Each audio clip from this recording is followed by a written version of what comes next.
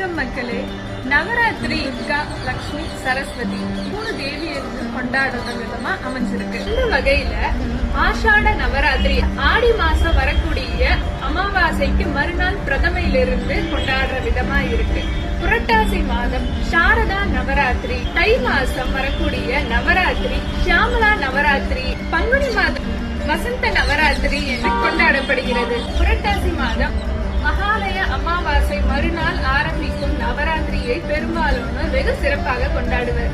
தை மாதம் ஷியாமலா நவராத்திரியில் கல்வி, கலை, செல்வம் போன்றவைகளை கொண்டாடும் விதமாக அமைகிறது. புரட்டாசி மாதம் வரும் நவராத்திரி விஜயதசமியில் எப்படி கல்வி கற்க புதிதாக பாடங்கள் ஆரம்பிக்கப்படுகின்றனவோ அதுபோல தை மாதம் வரும் வசந்த பஞ்சமி மற்றும் தசமியில் புதிதாக கல்வி, கலை மற்றும் புதிய பாடங்களை கற்றுக்கொள்ள சிறப்பான நாளாக இந்த நாள் அமைகிறது.